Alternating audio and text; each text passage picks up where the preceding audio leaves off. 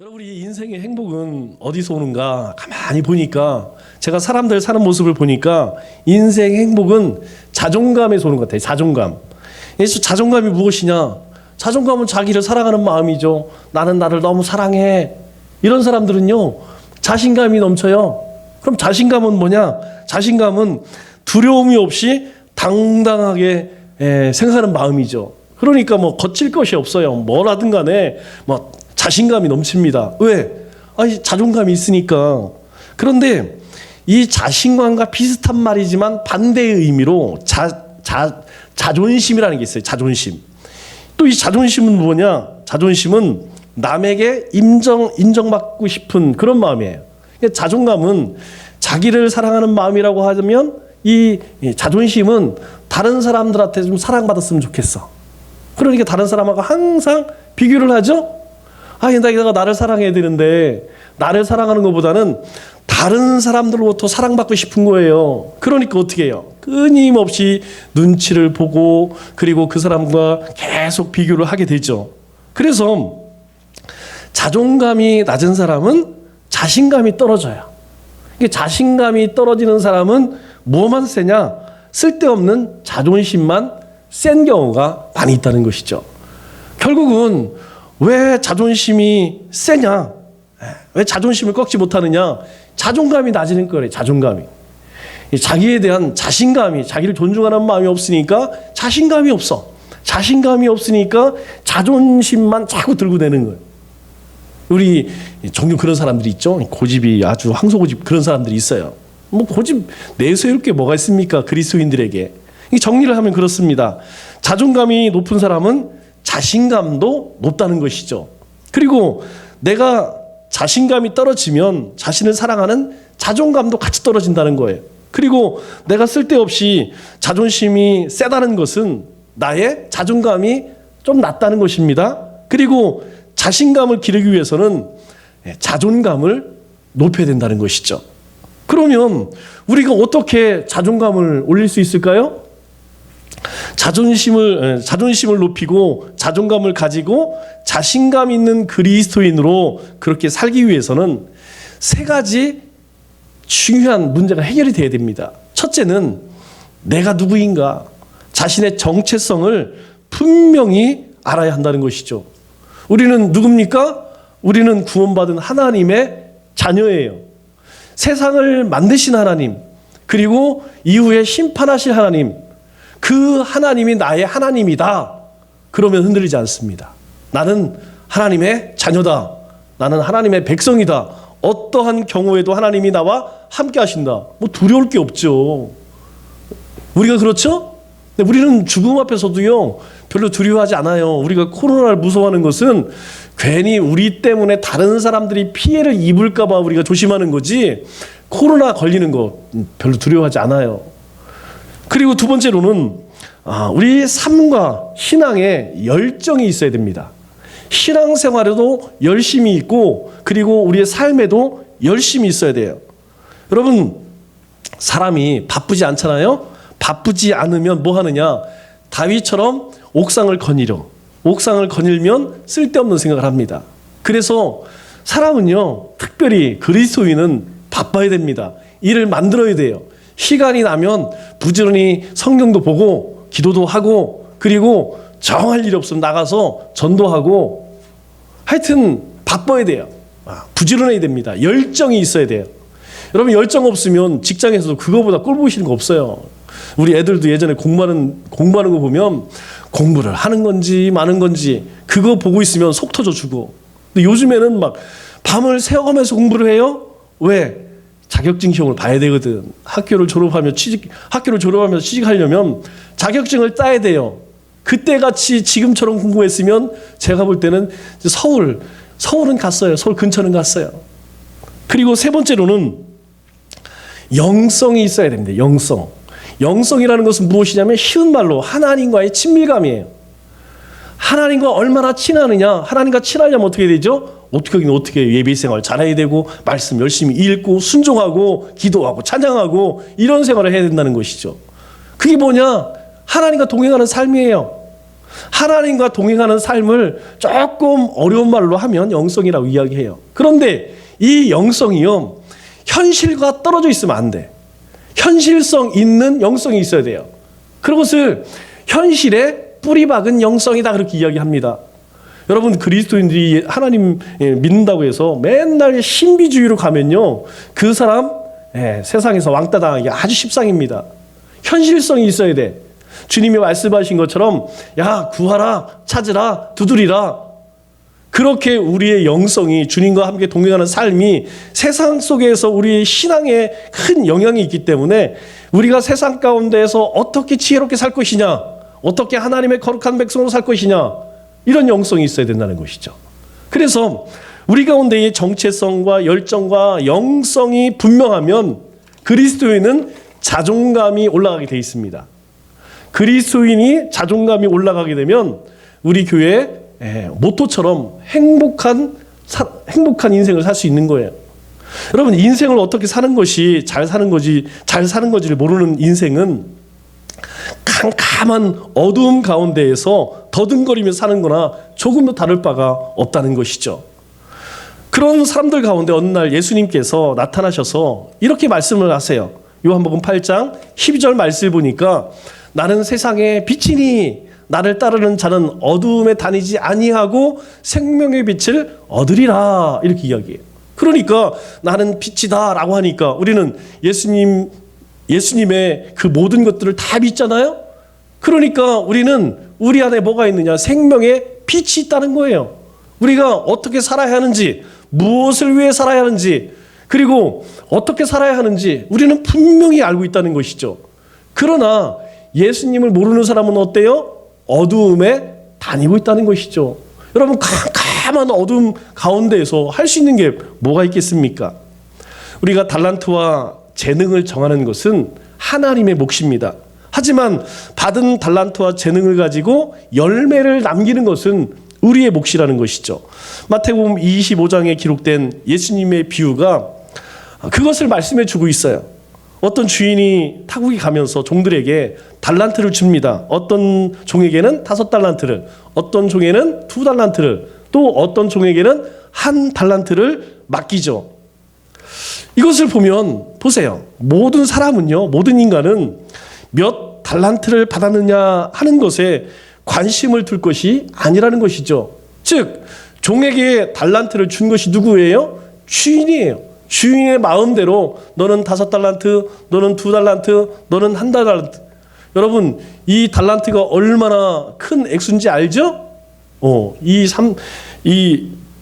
한 달란트는요, 3,000데나리온이에요. 3,000데나리온.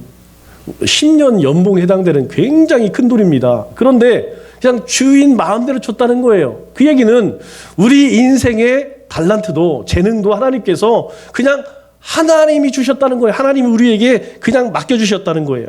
그래서 우리가 행할 것은 무엇이냐? 야, 하나님이 나에게 어떤 달란트를 주셨느냐? 그거에만 관심 둘 것이 아니라 그 받은 달란트를 가지고 내가 어떻게 살 것이냐? 여기에 관심을 둬야 한다는 것이죠. 다시 말해서 주님이 보시는 열매는 열매의 양을 보는 것이 아니라는 것입니다. 다만 우리가 받은 것, 그것을 얼마나 성실하게 너희가 가지고 살았느냐, 그것을 보신다는 것이죠. 또 주님이 보시는 것은 얼마를 받았느냐, 그거 보시는 것이 아니라는 거예요. 오직 얼마나 성실했느냐라고 하는 것을 보신다는 것이죠. 그런 사람들은 관심을 어디에 둡니까? 그런 사람들은 관심을 성실함에 두지 않는다는 것이죠. 오직 얼마를 받았느냐 관심을 둔다는 것이죠. 그러니까 우리가 세상 가운데에서 종종 그런 분들이 있어요. 나는 재산이 얼마, 나는 권세가 어떤 권세를 가졌어, 그리고 나는 인맥이 어떻고, 나는 학벌이 어떻고. 여러분, 세상의 기준 보세요. 세상의 기준은 다 무엇에 있냐면 양에 있다니까요. 나는 얼마나 많이 소유했느냐, 이것이 세상 사람들의 자랑입니다. 그런데 주님은 그렇게 얘기하지 않아요. 너희가 소유한 것을 어떻게 사용했느냐, 어떤 열매를 거뒀느냐, 항상 주님은 그거를 물으세요. 다시 시작해서 사탄의 유혹은 무엇으로 오느냐? 항상 양으로 온다는 거예요. 얼마 받았어? 얼마나 가졌어? 이걸로 온다는 거예요. 그래서 주님은 거기에 관심이 없다는 겁니다. 많이 주었던, 많이 받았던, 많이 받지 못했던 하나님께 받은 것을 가지고 어떻게 했느냐, 그것으로 어떤 열매를 맺었느냐, 얼마나 성실하게 살았느냐, 거기에 하나님의 관심이 있다는 것이죠. 예를 들면 사람들은 태어날 때 얼마나 크게 태어났느냐, 몇 킬로 태어났느냐, 거기에 관심 두죠. 그리고 IQ가 얼마나 되느냐, 한글은 언제 뗐느냐, 학교에서 몇 등 했느냐, 이게 중요해요. 그러나 이 세상에서의 성공도 받은 양 때문에 성공하는 것은 아니라는 사실입니다. 성공은 성실한 사람들의 복이라는 거예요. 제가 가끔 보는 프로그램 중에 하나가 이 서민갑부라는 거예요. 서민갑부. 이 서민갑부들 보면 뭐 몇 억에서 몇십억, 몇백억을 버는 사람들이 있어요. 그런데 말이 좀 안 되는 게 갑부는 갑부인데 서민이냐? 서민갑부야. 그 얘기는 뭐냐면 이 사람들이 타고날 때부터 금수저 아니었다는 거예요. 이 사람들 사연을 들어보면 하나같이 정말 저 밑바닥에서 몇 번의 실패를 딛고 일어나서 막 손가락이요 막 구부러졌어요. 얼마나 일을 많이 했는지 이 손이요 막 다 휘어질 정도로 그렇게 일을 해서 지금은 갑부가 되어서, 그런데 그분들을 보면요 하나같이 공통점이 뭐냐면 절대로 드러내지 않아요. 난 돈이 많어, 나는 정말 많이 소유하고 있어. 왜 그래요? 그들은 이미 쓴 경험을 했거든. 그거 자랑했다가 내가 소유한 거, 내가 가지고 있는 거 그거 자랑했다가 이전에 몇 번 말아먹었거든. 그래서 인생이 정말 많이 소유했다 할지라도 겸손해야 되는구나. 그리고 이것을 잘 사용해야 되는구나. 그래서 결국은 서민갑부가 되었더라고요. 여러분, 미숙한 사람은 받은 것에 관심을 두고 그거 자랑해요. 야, 나는 뭐 이거 가졌어. 나는 뭐 이래. 그런데 성숙한 사람은요, 성실함에 마음을 둔다는 것이에요. 다윗이 그런 사람이었습니다. 다윗은 골리앗을 물리친 후에 그의 공로로 인정을 받죠. 그래서 사울 왕으로부터 군대 장관으로 임명을 받습니다. 여러분, 하루아침에 군대 장관이 되었어요. 기분이 얼마나 좋았을까요? 신이 나겠죠. 그냥 이 양 키우는 목동에서 어느 날 갑자기 그냥 군대 장관이 되었으니 벼락출생 아니겠습니까? 그런데 이 사울 왕이 어떻습니까? 금방 마음이 변해서 이 다윗을 얼마나 미워하는지 몰라요. 뭐 사람들이 사울은 천천히요, 다윗은 만만히요, 막 이렇게 다윗을 칭찬하니까 막 시기질투가 나서 견딜 수가 없는 거야. 그래서 어떻게 합니까? 이 다윗을요 천부장으로 좌천을 시켜버려. 아니, 군대 장관이면 사령관급 아닙니까? 군대로 따지면 군단장이에요, 군단장. 그런 별다른 군대 장관에서 하루아침에 천부장이면 한 연대장, 한 대대장쯤 되겠죠. 대대장쯤. 갑자기 그냥 그렇게 강등시켜서 좌천을 시켜버립니다. 그런데 다윗은요 전혀 창피하지 않아요. 정신적인 충격도 받지 않고 좌절하지도 않습니다. 다윗은 여전히 백성들 가운데서 지혜롭게 행합니다. 다윗의 관심은 다른 사람보다 높아지는 것이 애시당초 아니었기 때문이에요. 오직 자기의 주어진 것, 그것을 성실하게 행하는 것, 그것이 다윗의 삶의 태도였기 때문이죠. 세례 요한도 성실하게 사는 것이 전부였다는 사실입니다. 요한의 성실함은 그를 당대의 최고의 선지자로 인정을 받게 했죠. 수많은 사람들이 그의 제자로 살았고, 또 많은 사람들이 요한에게 나와서 죄를 자복하고 세례받았습니다. 말씀드렸죠? 여러분, 회개는 내가 하나님 앞에 몰래 하는 거예요. 자복은요, 사람들이 있는 공개적인 장소에서 제가 이러이런 죄를 지었습니다, 그렇게 공개적으로 회개하는 거예요. 이게 쉬운 게 아닙니다. 회개는 우리가 숨어서 하나님 앞에 하잖아요. 그런데 자복은요, 사람들이 많은 곳에서 그렇게 자백하는 거예요. 자백. 그런데 어느 날 예수라는 사람이 나타나서 자기보다 더 큰 인기를 얻기 시작합니다. 게다가 요한의 제자였던 사람들도 야, 이제 우리가 예수님의 제자가 돼야겠다. 그래서 예수님을 쫓아가요. 또 많은 사람들이 실제로 예수님에게로 갔습니다. 여러분, 이 일로 제일 속탈 사람 누구예요? 우리가 언뜻 생각하면 요한 같지만 요한은요 전혀 그것에 대해서 마음이 불편하지 않습니다. 마음이 불편한 것은 누구냐? 속이 탄 것이 누구냐? 요한의 제자들이에요. 요한의 제자들은 요한에게 가서 이러한 일들을 상세하게 알립니다.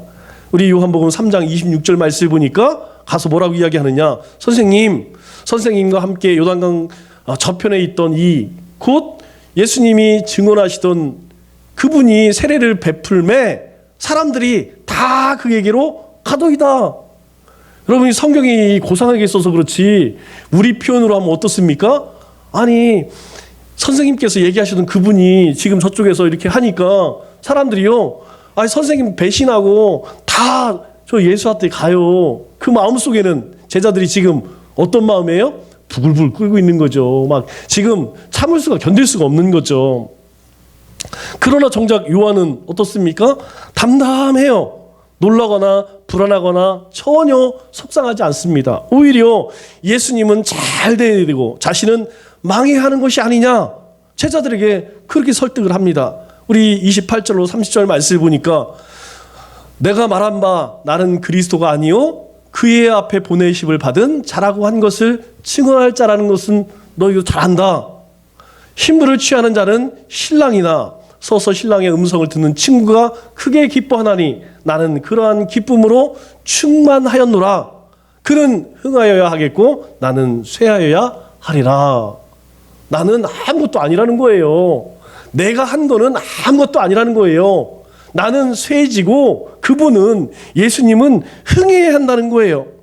세례 요한은 삶의 자리에서 최선을 다해 맡겨진 일에 성실하게 사는 것, 행하는 것, 그것이 전부였다는 거예요. 최고를 추구하는 것이 아니라 성실함을 추구하면서 사는 그것이 요한을 담대하게 만들었다는 것입니다. 또 주님으로부터 위대한 칭찬을 듣게 했다는 것이죠. 우리 마태복음 11장 11절에 예수님께서 세례 요한에 대해서 이렇게 말씀하세요. 여자가 낳은 자 중에 세례 요한보다 큰 이가 일어남이 없도다. 그러니까 이 땅에 여자가 태어난 사람 가운데 요한보다 큰 사람이 있느냐? 없다는 것입니다. 그래서 여러분 정말 무서운 사람은요, 뛰어난 사람이 아니라 성실함에 목숨을 건 사람이 정말 무서운 사람이라는 것. 저도 마찬가지예요. 저도 정말 무서운 것은 큰 소리 치는 사람 저는 전혀 무섭지 않습니다. 그냥 제가 목사니까 받아주는 거지. 진짜 무서운 사람은요, 새벽 예배 안 빠지는 사람. 무서워요. 네, 새벽 예배 안 빠지고 늘 나오시는 몇 분이 계세요. 제가 가끔 쉬고 싶고 그래도 그분들 무서워서, 아이 성도님들도 저런데, 또 어떤 분들에게 사역을 맡기잖아요. 그런 분들은 밤낮을 가리지 않고 정말 자기에게 맡겨진 일을 정말 열심히 하는 분들이 있어요. 그런 분들 정말 무서워요. 그래서 저도 어떤 일을 할 때 설렁설렁하지 못해. 아니 우리 성도들도 저렇게 책임감을 가지고 저렇게 열심히 하는데 내가 설렁설렁해서 될까? 막 그런 마음이 생겨요. 여러분 또 뭐 그렇게 크게 가진 것은 없지만 하나님 앞에 정말 열심히 헌금 생활하고 헌신하는 삶을 사는 분들을 보면 때로 뭐 저도 여러분과 똑같은 마음 들 때 있습니다. 그런데 그런 모습들을 보면 우리 성도님들 저렇게 헌신하는데 나는 더 힘써서 해야지, 막 그런 마음들이 들죠. 그래서 저는요, 태도가 아주 중요하다고 생각해요. 어떤 태도를 가느냐, 어떤 태도를 가지느냐. 내가 하나님 앞에서 정말 내가 가진 것은 없지만, 실력은 없지만 내가 하나님 앞에 정말 열심을 다해서 최선을 다해서 성실함에 목숨을 거는 그런 삶을 사는 것, 하나님께서 그런 사람들을 보신다는 거예요. 성실함이 중요한 것은 그런 사람은 반드시 하나님의 쓰임을 받는다는 것입니다. 물론 탁월하고 실력을 가진 사람도 쓰임을 받습니다. 그런데 그 실력은 어디서 오죠? 여러분 그 실력은 바로 성실하면서 온다는 거예요. 성실하지 않은 사람이 어떻게 탁월하고 실력을 가질 수 있나요?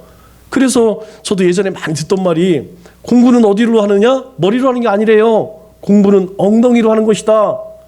그래서 아침 먹고 의자에 앉으면 점심 먹기 전에 안 일어나요. 점심 먹고 잠깐 쉬고 나면 저녁까지 의자에 앉아있는 사람이 공부를 잘할 수밖에 없어요. 학생의 성실함이 뭡니까? 공부 열심히 하는 게 성실함이잖아요. 학교에서 공부 열심히 안 한 사람들이 나중에 직장에 가서 열심히 할까요? 안 된다니까요. 학교 생활 잘 충실하게 한 사람, 성실한 사람이 직장 생활도 성실하게 하는 거예요. 학교에서, 직장에서 성실하지 않은 사람이 가정에서는 성실할까요? 안 된다는 것입니다.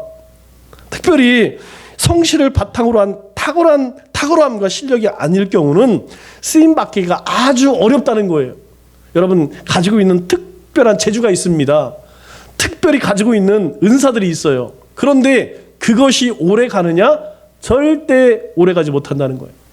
아무리 탁월한 그런 능력이 있다 할지라도, 재능이 있다 할지라도 성실하지 않으면요, 오히려 그것이 자신에게는 독이 될 경우가 훨씬 많아요.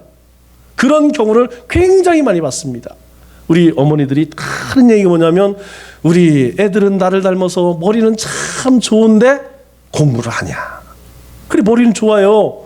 예, 탁월합니다. 문제는 무엇이냐? 성실하지 못하다는 것이죠. 성실하지 못하기 때문에 안 되는 것이라는 거예요. 그래서 우리가 어떤 일들을 맡길 때에는 여러분 어떤 사람에게 맡겨요? 실력 좋은 사람에게 맡깁니까? 아니면 성실한 사람에게 맡깁니까? 저도 그런 것 같아요. 가만히 이렇게 돌아보면서 어떤 사역을 맡기고 중요한 일들을 맡길 때에는 어떤 사람이 맡기느냐? 재주 좋은 사람 오래 못 갑니다. 속색이에요. 그런데 성실한 사람, 묵묵히 자기 일을 잘 감당하는 사람에는요, 자꾸 일을 맡기고 싶어. 혹시 여러분 가운데 제가 이것도 부탁드려요, 이것도 부탁드려요 그러면 여러분, 나 못하겠어요 하지 마세요. 왜 그러느냐? 성실하니까. 뭐 아주 뛰어난 그런 실력이 있고 탁월함이 있어서 잘하는 것이 아니고 정말 맡겨진 일을 성실하게 잘하기 때문에 그 사람에게 일을 자꾸 맡기는 거예요. 좋은 예가 누굽니까? 이스라엘의 초대 왕이었던 사울과 다윗에게 나타나죠. 사울은요, 선천적으로 탁월한 사람이었습니다. 우리 사무엘상 9장 1절과 2절 말씀을 보면 사울에 대해서 이렇게 이야기해요. 베냐민 지파에 기스라 이름하는 유력한 사람이 있으니, 우리가 주목할 것은요, 유력한 사람이에요. 유력한 사람. 동네 유지라는 것이죠. 가문이 뼈대가 있는 집안이라는 거예요. 뭔가 자랑할 것이 있다는 거예요. 그리고 사울에 대해서는 2절에 이렇게 표현하죠. 자, 그의 이름은 사울이요, 준수한 소년이라. 뭔가 범상치 않죠? 이스라엘 자손 중에 그보다 더 준수한 자가 없고, 요한처럼 세상의 모든 사람 가운데 뛰어나지는 않지만 이스라엘 자손, 이스라엘 안에서는 그보다 준수한 자가 없고, 키는 모든 백성보다 어깨 위만큼 더 컸더라. 한마디로 이야기해서 아주 부족한 게 없다는 것이죠. 보세요. 집안 좋죠. 준수하죠.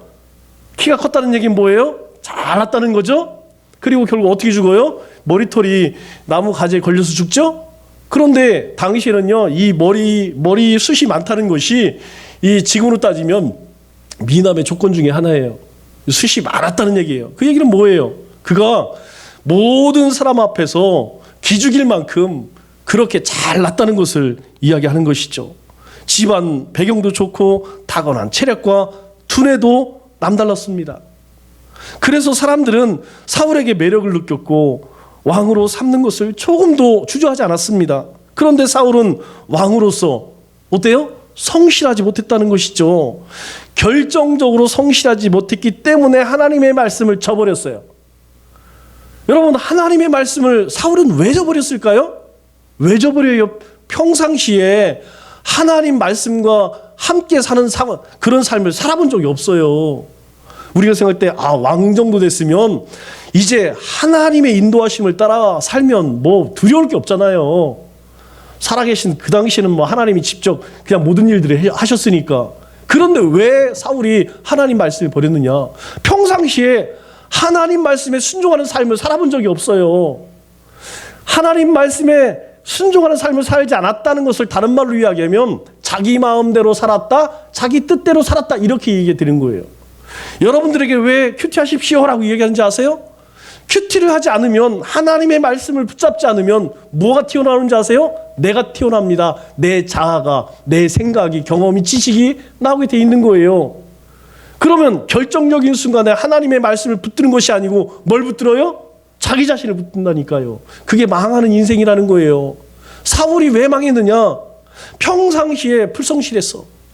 평상시에 하나님의 말씀을 붙들고 사는 것이 아니고 자기 뜻대로 살다가 집안 좋고, 그리고 뭐 여러 가지 좋은 배경 때문에 왕이 되기는 했는데, 문제는 무엇이냐? 하나님 앞에 성실한 삶을 살아본 적이 없었다는 것이죠. 하나님의 말씀이 없으니 자신이 하나님이 되어서 자신의 뜻대로 통치하다 보니까 결국은 비참한 말로를 맞이하게 되죠. 차라리 이 사울 왕이 되지 않았다면, 여러분, 사울이라는 뜻이 뭐예요? 사울은요, 큰 자라는 뜻도 있지만 하나님께 묻다라는 의미예요. 이름 자체가 하나님께 묻다. 여러분, 그 아버지 기스는 하나님은 나의 아버지라는 뜻이에요. 신앙이 좋았다는 얘기죠. 하나님 나의 아버지. 그 믿음이 좋은 아버지가 아들에게 이름을 주어줄 때 너는 평생 하나님께 물어라. 뭘 하든 간에 하나님께 묻고 또 묻고 하나님의 인도하심을 따라 살아라 라고 이름을 지어줬는데, 하나님께 묻기는커녕 자기 뜻대로 살다가 결국은 왕이 되지 않았으면 차라리 낫죠. 그런데 왕이 되어서 하나님의 영이 떠나버리니까 어떻게 돼요? 반 미쳐갖고 그렇게 평생 다 미워하다가 그렇게 죽게 되죠. 그러나 다윗은 어떻습니까? 다윗은 달랐다는 것이죠. 다윗은 사울과는 비교할 수 없을 정도로 부족투성이에요. 그런데 다윗에게 있는 것이 있다면 성실함이라는 것입니다. 그것을 어떻게 할 수 있어요? 어린 시절부터 이 다윗은요, 형제들로부터 심지어 부모님에게도 천대를 받으면서 무슨 일 했습니까? 양치는 일 했어요. 하지만 다윗은 왜 나에게 왜 이런 일을 시켜요? 왜 나에게만 이런 굳은 일을 시킵니까? 하기 싫어요. 그런 얘기 하지 않아요. 자기에게 내게 맡겨진 일이 어떤 일이냐, 그것과 상관없이 자기에게 맡겨진 일에 대해서 최선을 다해요. 당대 최고의 선지자가 누굽니까? 당대 최고의 제사장이 누구예요? 사무엘이죠. 사무엘이 지금 자기 방문을 했습니다. 여러분, 얼마나 경사스러운 일이에요. 이스라엘의 최고 영적 지도자 아닙니까? 사무엘이. 그런 사무엘이 자기 집안을 오니까 온 식구들이 다 모이죠. 하지만 다윗은 그 자리에 없었습니다. 다윗도 그 자리에 오고 싶지 않았을까요? 한번 생각해 보세요. 사무엘이 우리 집을 방문했는데 내가 그 사무엘 얼굴 한번 보는 것, 그래서 사인 한 장 받는 것, 여러분 그런 마음이 없겠어요? 소년 시절에 당연히 있었겠죠. 그러나 다윗에게는 자신에게 맡겨진 일이 있었습니다. 그게 뭐예요? 양치는 일이었습니다. 선지자 사무엘의 얼굴을 한번 보는 일보다 자신에게 맡겨진 일이 더 중요했다는 것이죠. 사무엘이 다윗의 아버지 이새에게 묻습니다. 다른 아들 없어요? 우리 사무엘상 16장 11절 보니까 내 아들들이 다 여기 있느냐? 아니, 당신의 아들들이 이게 전부입니까? 그러니까 이새가 아직 막내가 남았는데 무슨 일을 하고 있어요? 그는 양을 지키나이다, 이렇게 대답을 해요. 그러니까 지금 막내가 하는 일이 뭐냐? 막내는 양 치는 일을 하고 있다는 것이에요. 이것을 보면 다윗이 얼마나 성실했는지를 알 수 있죠. 다윗도 사무엘 선지자를 만나고 싶었을 것입니다. 그런데 다윗은 자신에게 더 중요한 것이 무엇인지 구별했다는 것이죠. 다윗은 훌륭한 분을 만나는 것보다 양을 지키는 일이 더 중요하다고 생각해요. 여러분, 우리가 인생을 살면서 늘 당부하는 게 뭡니까? 바쁘고 급한 일보다 중요한 것을 쫓는 게 중요한 거예요. 여러분, 우리 인생에서요, 오늘 주일입니다. 주님의 날이에요. 주님이 사망 권세 깨시고 부활하신 날입니다. 한 주간의 첫날이에요. 삶의 첫날이에요. 그러면 우리 인생에서 중요한 게 뭡니까? 뭐긴 뭐예요. 하나님 예배하는 거 제일 중요하지. 그런데 바쁘고 급한 일이 있으면 뭘 쫓아가느냐? 그거 쫓아가요. 우리가 항상 기억해야 할 것은 무엇이냐면 바쁘고 급한 게 중요한 게 아니라는 거예요. 우리 인생에서 진짜 중요한 것은 하나님이 기뻐하시는 삶을 살고 있느냐, 이게 중요하다는 것이죠. 다윗은요, 지금 나에게 중요한 것은 무엇이냐? 우리의 가족을 책임질 수 있는 이 양떼를 지키는 것이 지금 사무엘의 얼굴 한번 보는 것보다 더 중요하다고 생각을 했던 것이죠. 그래서 그런 양을 치고 싶었습니다. 양을 치고 있었습니다. 그뿐만이 아니에요. 이 형들이 이제 블레셋에 골리앗이 이제 쳐들어오죠. 싸우고 있을 때 아버지가 아들에게 이 심부름을 시킵니다. 우리 사무엘상 17장 17절 18절을 보면 사실 이 말도 참 이상한 말이에요. 이새가 그의 아들 다윗에게 이르되 지금 내 형제들을 위하여 이 볶은 곡식 한 에바와 이 떡 10덩이를 가지고 친형수로 속히가 내 형들에게 주고. 지금 다윗의 나이시요, 우리로 따지면 중학생밖에 되지 않아요. 13살, 4살, 5살 요 나이밖에 되지 않습니다. 그런데 지금 블레셋과의 전쟁터에 있는 형들에게 뭘 가져가라고요? 곡식하고 도시락 싸갖고 그거 가져다 주래요. 그리고 18절에는 또 뭐라고 이야기하냐면 이 치즈 10덩이를 가져다가 그들의 천부장에게 주고. 천부장에게 주라는 건 뭐예요? 뇌물 주라는 얘기죠. 뇌물. 네 형들 좀 잘 봐달라고 뇌물 줘라.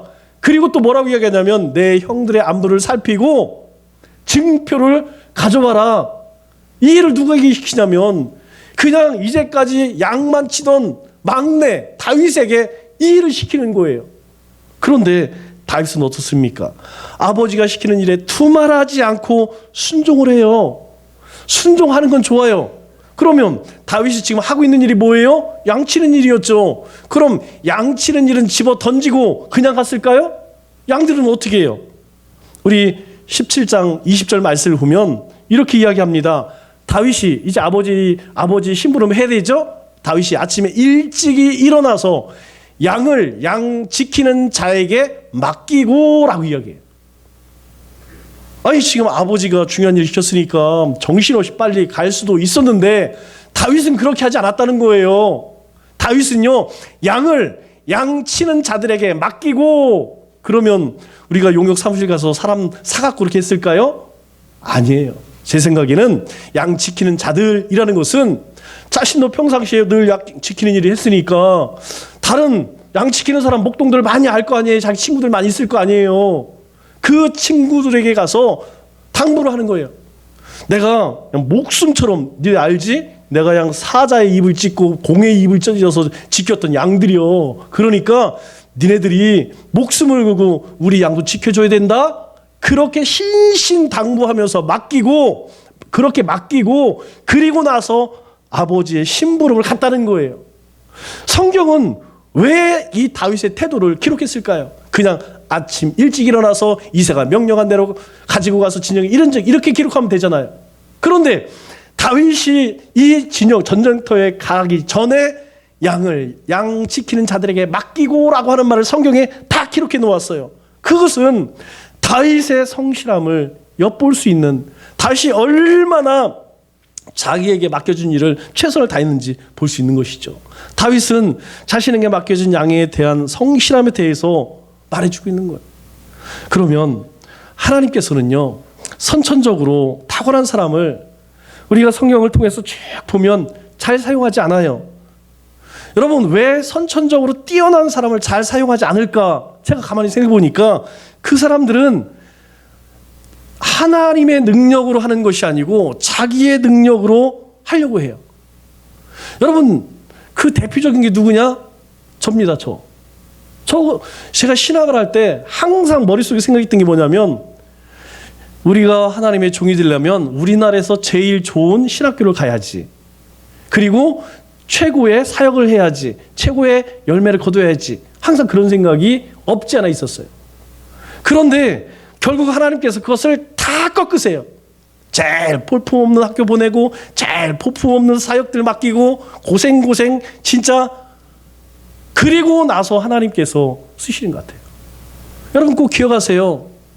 내가 가지고 있는 능력이 있다면 하나님은 그 능력 그 능력을 쓰기를 원하지 않는다니까요.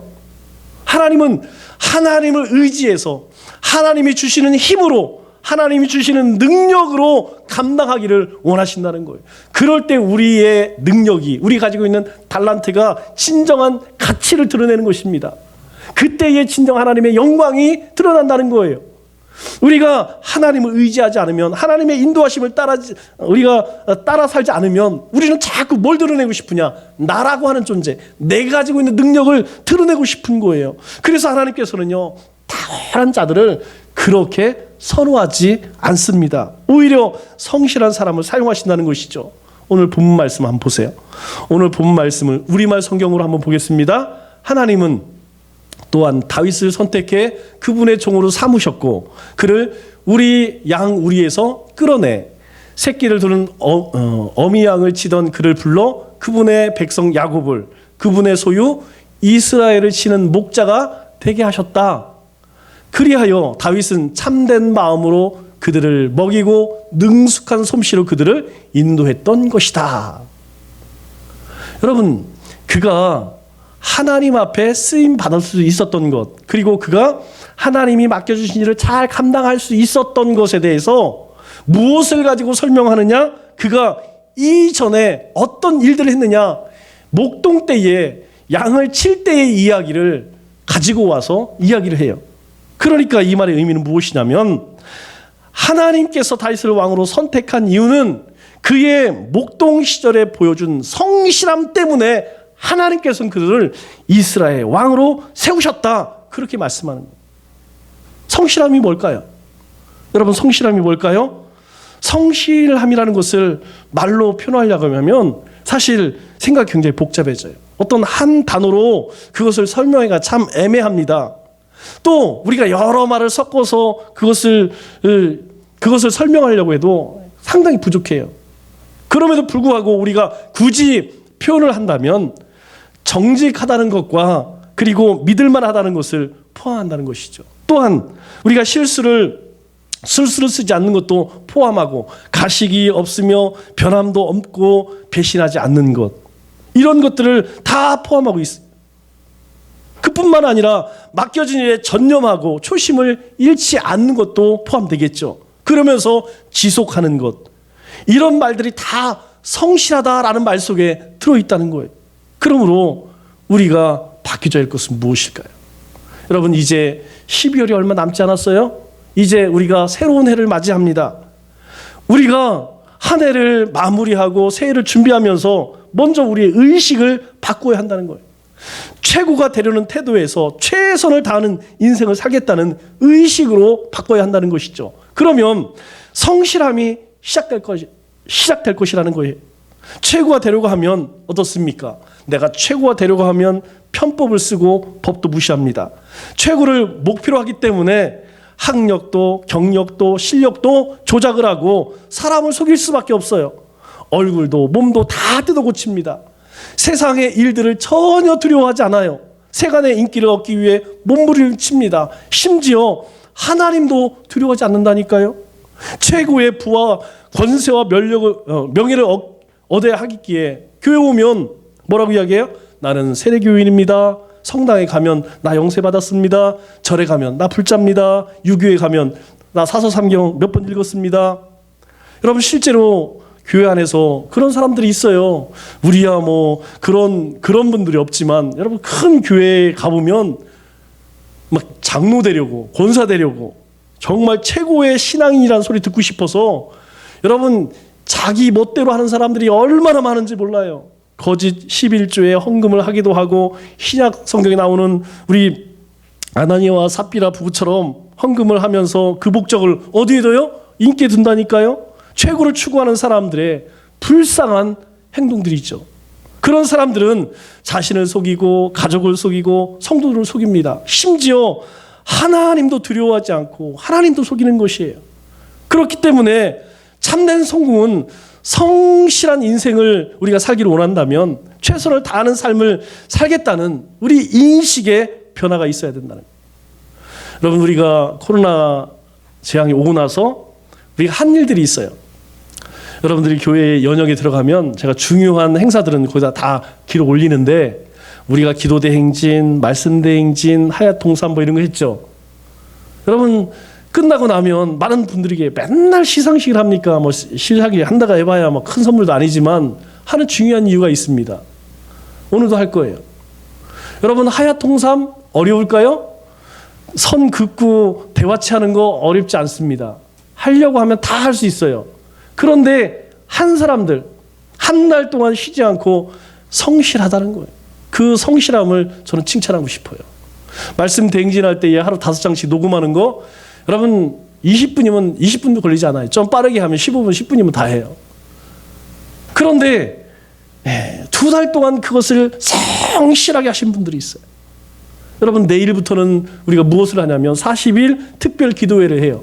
그냥 기도회 하면 됩니다. 그런데 그렇게 하지 않아요.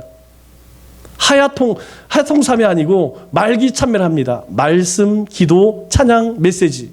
그 중에 3가지는 또 녹음을 해서 카톡에 올리게 할 거예요. 뭐 할 수도 있고 안 할 수도 있어요. 그런데 왜 교회가 이런 일들을 할까요? 여러분을 힘들게 하려고? 아니에요. 적어도 이 코로나 시대에 우리의 영성을 지키기 위해서는, 우리의 믿음을 지키고 하나님이 나에게 주신 사명을 감당하기 위해서는 이 과정이 필요하다는 거예요. 저는 여러분들이 하나님 앞에 성실했으면 좋겠어요. 우리가 어떻게 우리가 성실할 수 있습니까? 사실 의외로 간단해요. 사람의 눈치를 보는 것이 아니고 하나님의 눈을 의식하면 됩니다. 그러면 성실할 수 있다는 거예요. 하나님 앞에서는 거짓과 편법과 불법 의미가 없습니다. 또 게으를 수 없고 자기 인기를 위한 삶 계획할 수 없다는 것이죠. 오직 성실함만이 중요하게 여겨지는 거예요. 특별히 2021년도에는 우리 중직자들이 조금 바뀌어졌으면 좋겠습니다. 이제까지 정말 잘 따라오셨고 정말 잘하셨어요. 그런데 그것으로는 조금 부족합니다. 여러분들이 적어도 우리 중직이라고 하는 직분을 받았다면 우리가 말씀에 대해서, 기도에 대해서, 그리고 하나님이 우리에게 주신 사명에 대해서 조금 더 성실해질 필요가 있다는 거예요. 왜 그래요? 이제까지 말씀드린 것처럼 하나님은 우리의 실력이 아니에요. 우리의 성실하심을 보시고 쓰신다는 거예요. 우리가 하나님 앞에 말씀을 굳게 붙들고 하나님께 길을 묻고 나에게 주신 일, 맡겨주신 사명, 그것을 믿음으로 우리가 성실하게 감당할 때 하나님께서는 그때 열매가 있게 하신다는 거예요. 여러분 우리 인생에 우리가 행하는 일에 열매가 없으면 무슨 소용이 있겠어요? 열심히 우리가 믿음의 삶을 살았는데, 세상에서 열심히 살았는데 열매 없으면 공허한 거 아니겠어요? 우리 가운데 열매가 있기 위해서는 어떻게 해야 될까요? 성실해야 한다는 것이죠. 말씀을 맺겠습니다. 모든 일과 처한 상황을 우리가 감사하면 성실한 삶을 살 수 있습니다. 다윗의 성실함은 감사에서 나온 것입니다. 감사하면 바르게 살 수 있고 변함없이 살 수 있고 최선을 다해 살 수 있습니다. 하나님의 영광을 나타내는 것은 실력자가 아니라 성실한 사람입니다. 사람에게 존경받는 것도 성실한 사람이죠. 하나님의 나라에서 영웅은 성실한 사람입니다. 이 한 주간 실력보다 중요한 것은 성실하다는 것을 깨달으시고 하나님 앞에서 성실하고 신실하게, 또 세상 속에서는 힘써 정직하고 성실하게 사시는 우리 믿음의 권속들 다 되시기를 주님의 이름으로 축원합니다.